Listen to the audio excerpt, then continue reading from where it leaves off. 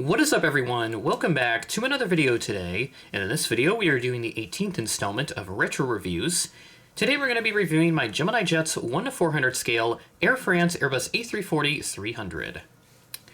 This is a neat little gem in my collection, as sometimes I forget that I have this. It's another one of those models that I just forget that I have until I actually go looking for it.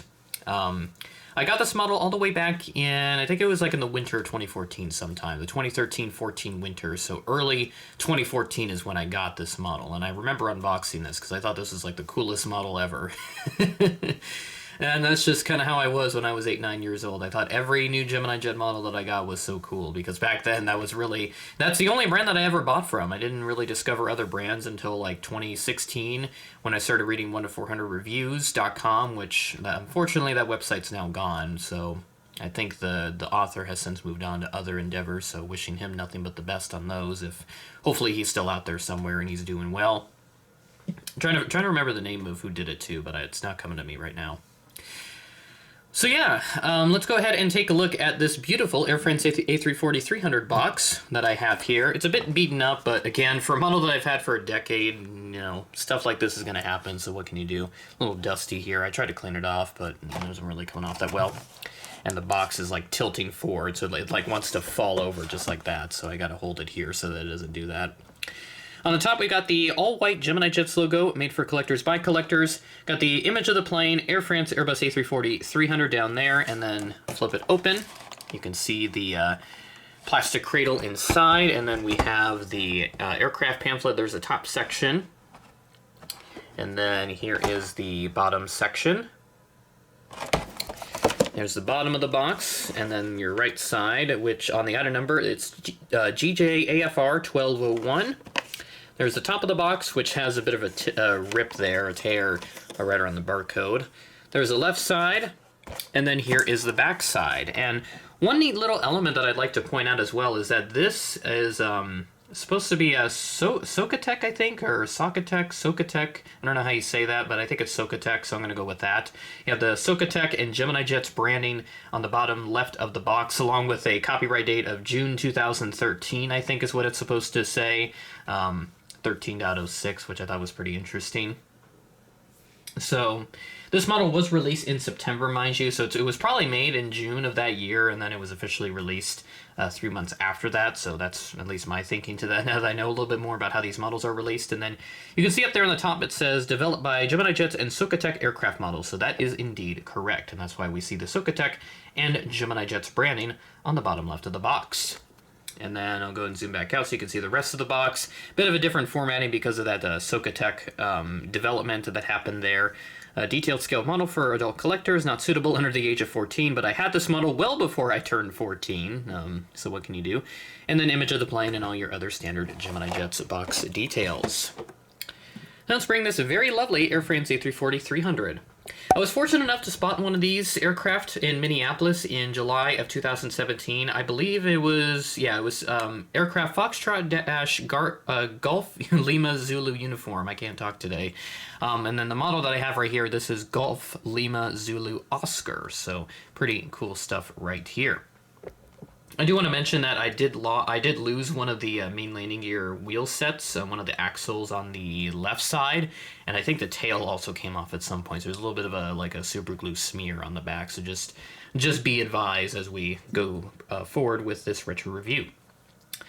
Starting off at the front, we've got the cockpit windows, got Air France KLM titles, SkyTeam logo, L1 door, Airbus A340, we have the Air France titles, and then also the nose landing gear, which has Zulu Oscar on the nose gear door. Then the nose gear, of course, looking really good.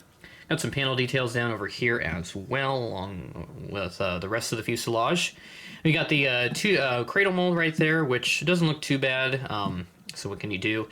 And then as we move all the way towards the rear, we'll go ahead and take a quick little detour for the engines. You can see the nose gear, or the main gear, excuse me, which are missing one of the axles there, so not ideal.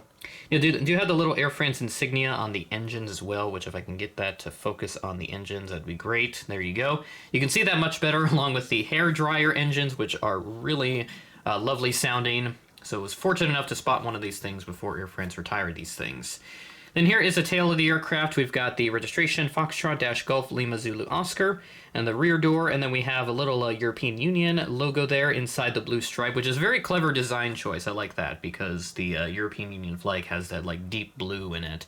So very clever of Air France to put that in there. And then there's the Air France tail, which is a little bit round. I'm not sure if it's supposed to be like that. That just doesn't look right to me, but I'll go ahead and look at that in editing and see how that's actually supposed to be. Bringing around to the right side of the aircraft, which is looking pretty nice here as well. We've got all your same details. We do have a cargo luggage door right over there. And then moving it towards the rear, there's another one back there and a much smaller one just behind that. And then there's that little like glue smear that I was talking about. You can kind of see it like right there. And then also like up here as well. Because I think it was a tail that came off at some point. I don't remember exactly when, but it came off sometime. Here's the bottom of the aircraft. We got the Gemini Jets logo, stanhole, and various details on the wing part of the fuselage. And then we have the registration printed under there, which is really nice. Foxtrot-Golf Lima Zulu Oscar.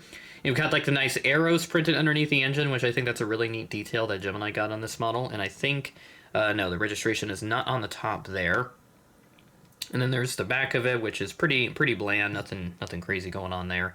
On the top here, we've got some printed details along with the beacon light, and then, of course, the wings. No overwing exits on this A340-300, but that is about the basics for this aircraft.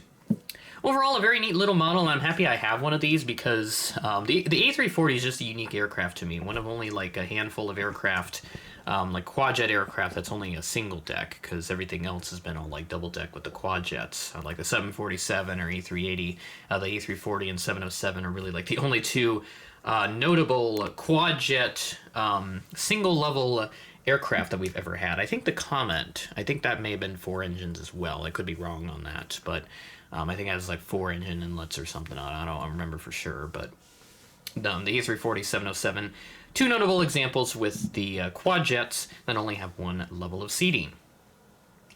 So now let's go ahead and take a look at the aircraft's history. So this aircraft was first flew in November of 1998 on November 9th, and then the next month it was delivered to Air France. It was transferred to June, which I believe was Air France's low-cost carrier that they had at the time, in May of 2018. And I remember Gemini Jets, I saw that they had released an A340-300 with the June livery, so those were some of the ex-Air France A340s. But it didn't last long, as just over a year after it went over to June, it went back to Air France in June of 2019. A little bit coincidental there. And then, unfortunately, the aircraft was stored in April 2020, right at the height of the pandemic and all the demand of air travel basically just going away because of all the countries shutting their borders down. And the aircraft was scrapped in December of the same year. So, the aircraft is no longer with us, but it still lives on very much so in model form. And that will do it for this episode of Retro Reviews. With that being said, thanks for watching, and I will catch you in the next video.